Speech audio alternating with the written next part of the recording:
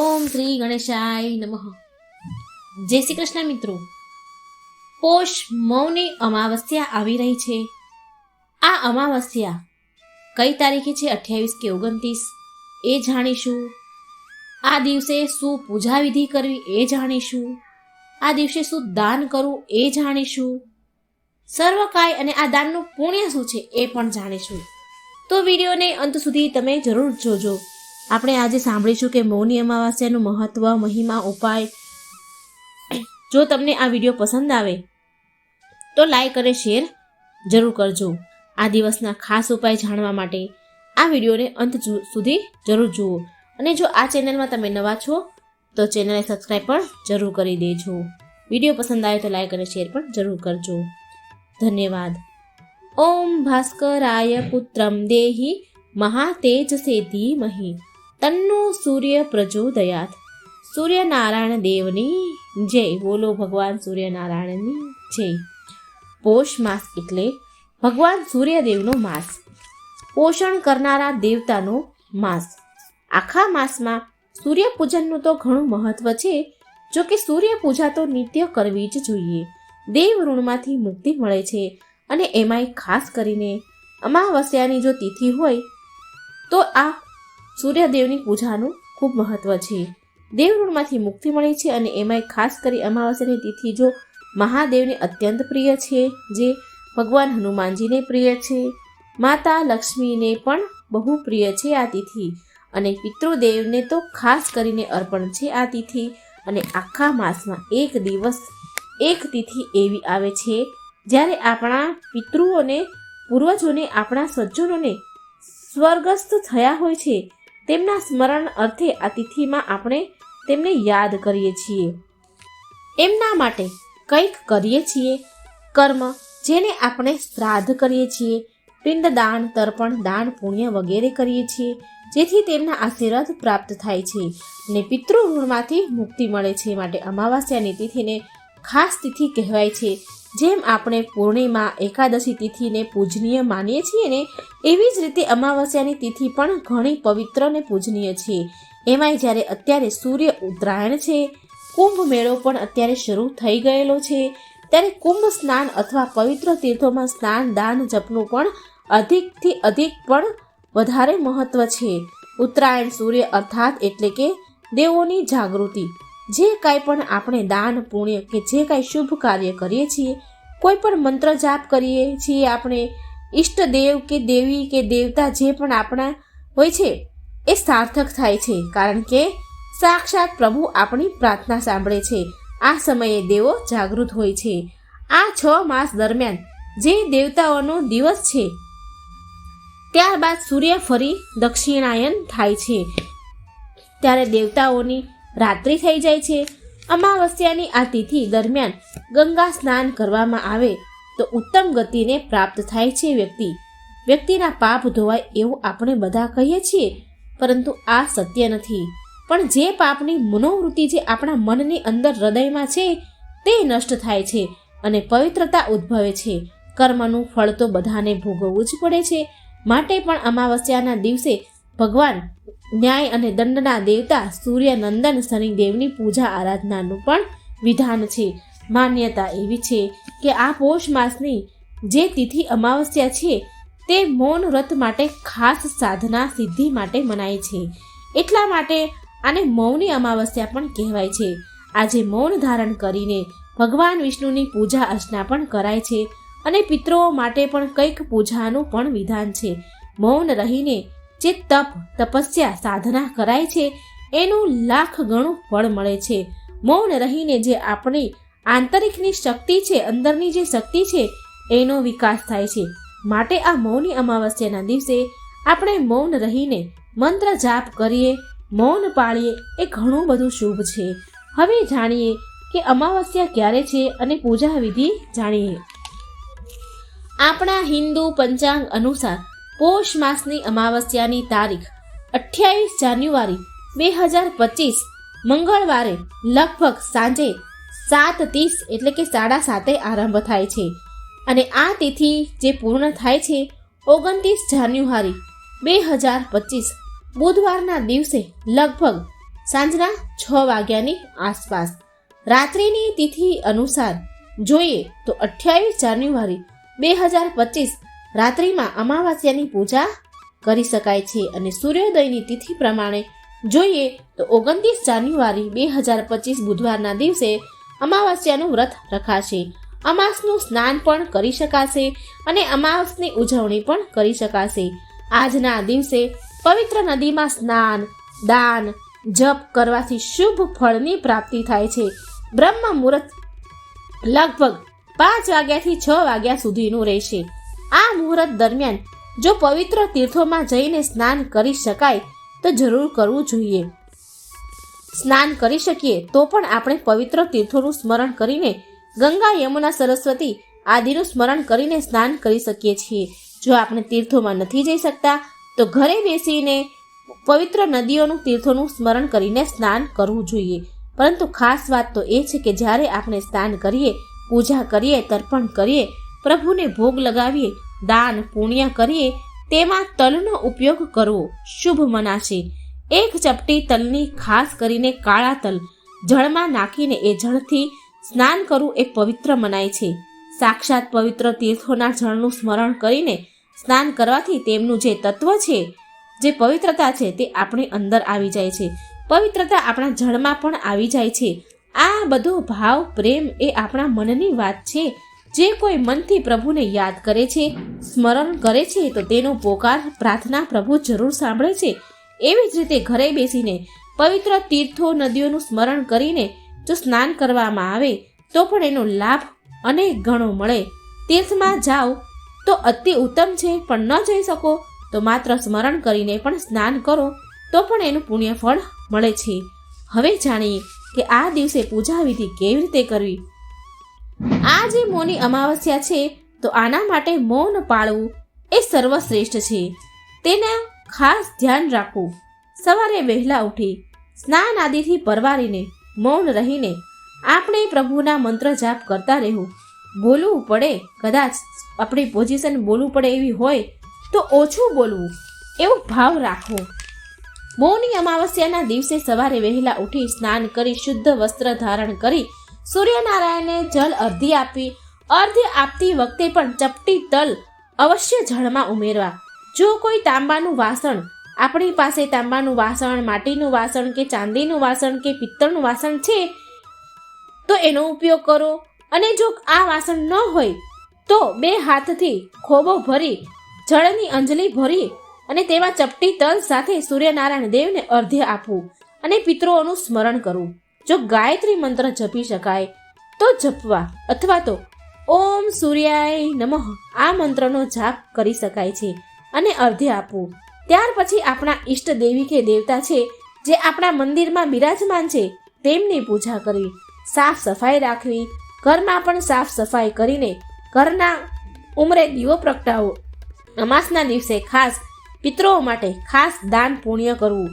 આજે પીપળાના વૃક્ષનું બહુ પૂજન મહત્વનું છે. આજે પીપળાનું વૃક્ષ જે સર્વ દેવમય છે, તેમાં માતા લક્ષ્મી સહિત ભગવાન વિષ્ણુ બિરાજમાન છે, એમનો વાસ છે અને પિતૃઓનો પણ વાસ છે.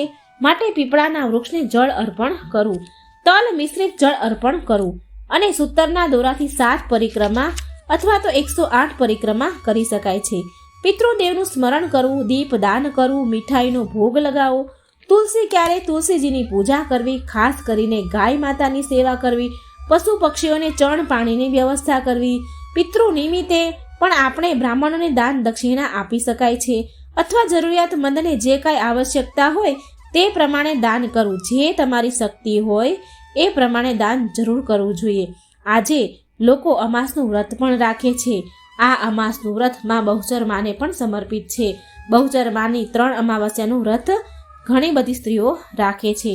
આજે મૌની અમાવસ્યા છે, માટે મૌન પાળીને ભક્તો વાણીનું સંયમ કરે છે. આત્માની શુદ્ધિ થાય છે, જીવનમાં શાંતિ, સુખ, શાંતિ, સમૃદ્ધિ પ્રદાન થાય છે. અમાવસ્યાનું વ્રત મોક્ષ આપનાર છે. ભગવાન મહાદેવની આજે ખાસ પૂજા થાય છે.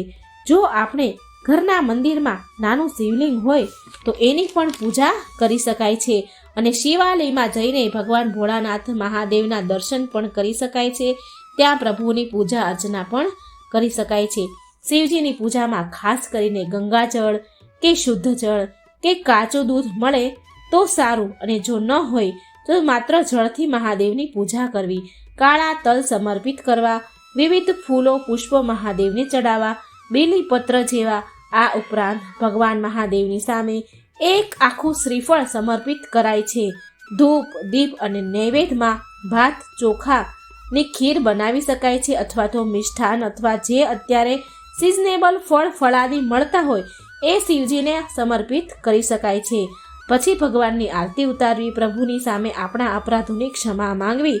આપણે હાલતા ને ચાલતા ક્યારેક ને ક્યારેક પાપ તો આપણાથી થઈ જ જતા હોય છે, જાણે કે અજાણે. તો આપણા પાપોની માફી માંગવી અને આપણી મનોકામના જે કંઈ હોય એ ભગવાન આગળ પ્રાર્થના કરવી. આપણું જીવન મૃત્યુ સફળ થાય અને પુત્રદેવની કૃપા થાય અને પિતૃઓની ગતિ શુભ થાય, તેમને મોક્ષ પ્રાપ્ત થાય એવી મહાદેવને પ્રાર્થના કરવી. કેમ કે મહાદેવ ભૂતનાથ છે, દેવોના દેવ મહાદેવ છે. એ તો ભૂતોના અધિપતિ દેવતા છે. માટે પિતૃદેવના મોક્ષ અર્થે ભગવાન મહાદેવને પ્રાર્થના કરાય છે. આજે અમાવસ્યાની તિથિ દેવી લક્ષ્મીજીને પણ સમર્પિત છે, માટે આજે લક્ષ્મી પૂજા થાય છે. લક્ષ્મીજીનું શ્રી યંત્ર સ્થાપિત હોય તો તેની પૂજા પણ કરી શકાય છે. લક્ષ્મી યંત્ર સાથે શ્રી નારાયણની પણ પૂજા કરી શકાય છે. લક્ષ્મી નારાયણનું પણ ધૂપ દીપ નૈવેદ્ય વગેરેથી પૂજા કરાય છે. હનુમાનજીના મંદિરમાં જઈને ચોલા ચડાવી શકાય છે. હનુમાનજીને વસ્ત્ર ધૂપ દીપ નૈવેદ્ય, ચમેલીનું તેલ, આંકડાના પુષ્પની માળા અને પ્રભુની સામે મીઠાઈનો ભોગ લગાવાય છે. આમ પ્રભુની સેવા પૂજા થાય છે. બુધવાર પણ છે, માટે ભગવાન શ્રી ગણેશનું પૂજન પણ થાય છે. મહાદેવના શિવ પરિવારની પૂજા કરવાથી પણ લાભ પ્રાપ્ત થાય છે. અમાસ દર મહિને એકવાર આવે છે. આમ વર્ષમાં કુલ 12 અમાસ આવે છે. તેમાં આ પોષ માસની જે અમાસ છે એ ઘણી શુભદાયી છે, ફળદાયી છે. અને મહાદેવ સમક્ષ નાગનાગણીની જોડ ચડાવીને તે જોડને વહેતી નદીમાં પ્રવાહિત કરવાથી પિતૃદોષમાંથી મુક્તિ મળે છે. પિતૃદોષ શાંત થાય છે. પિતૃની કૃપાના મોક્ષ અર્થે ગીતાજીનો 7મો કે બીજો અધ્યાયનો પાઠ કરી શકાય છે. વિષ્ણુ સહસ્ત્ર નામ પાઠ કરી શકાય છે. કારણ કે 2025ની આ અમાવસ્યા પ્રયાગરાજમાં મહાકુંભ મેળો આરંભ થઈ ચૂક્યો છે. તે ઘણો શુભ છે અને એટલે અમાવસ્યા વધારે શુભ મંગલમય બની જાય છે. પિતૃદોષ મુક્તિ માટે અત્યારે જે આપણે ઉપાય કરીએ છીએ તે પિતૃદોષ નિવારણ જરૂર કરશે. પવિત્ર નદીઓમાં સ્નાન જે કરીએ છીએ તેનાથી પિતૃઓની આત્માને શાંતિ મળે છે. પિતૃઓ તૃપ્ત થશે.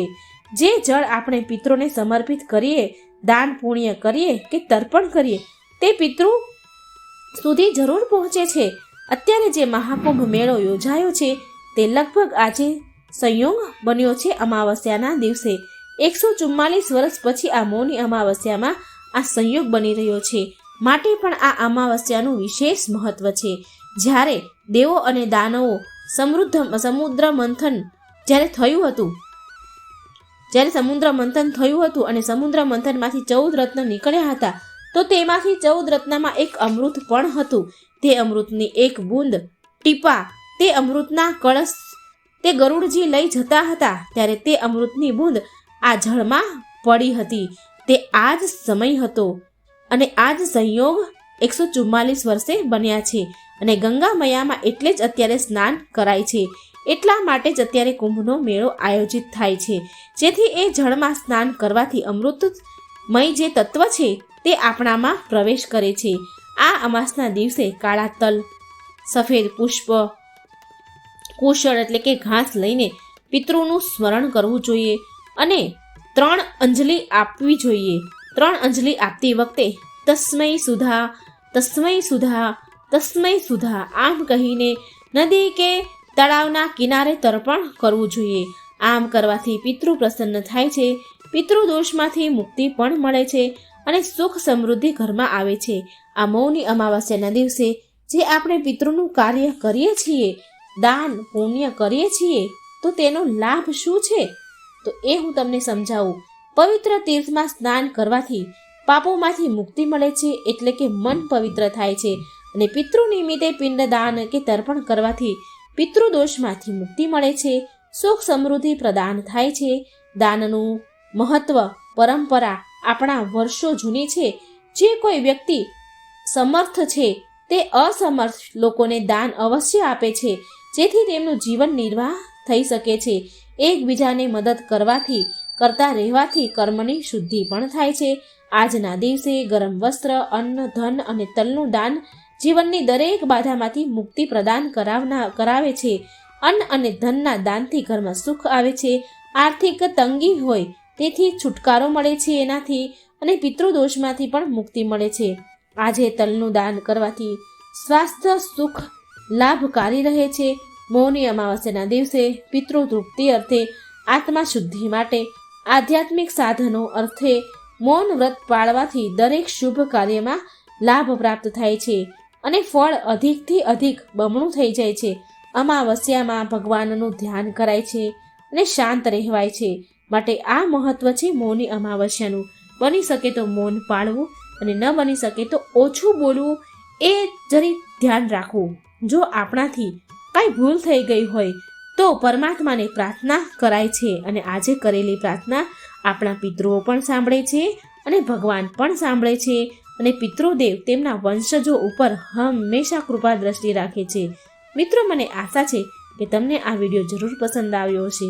અને હા મિત્રો, ભગવાન મહાદેવના જે 12 જ્યોતિર્લિંગ છે એનું આજે મૌની અમાવસ્યાના દિવસે 12 જ્યોતિર્લિંગનું સ્મરણ કરવાથી 7 જન્મોના પાપ નષ્ટ થઈ જાય છે, ભોળાનાથની કૃપા પ્રાપ્ત થાય છે. અને આજના દિવસે ભગવાન મહાદેવની જે 12 જ્યોતિર્લિંગ સ્તુતિ છે એક સાંભળવી કે એ બોલવી કે વાંચવી એ પણ બહુ શુભ મનાય છે. તો મિત્રો, આ હતી મૌની અમાવસ્યાના દિવસે શું કરવું શું ન કરવું એ બધી માહિતી, પૂજા વિધિ, બધું જ સમય, મુહૂર્ત, આ બધું જ મેં તમને આ વિડીયોમાં જણાવ્યું છે. જો વિડીયો સારો લાગે તો લાઈક અને શેર કરજો, અને આ ચેનલને સબસ્ક્રાઈબ જરૂર કરજો. જય શ્રી કૃષ્ણ. રાધે રાધે.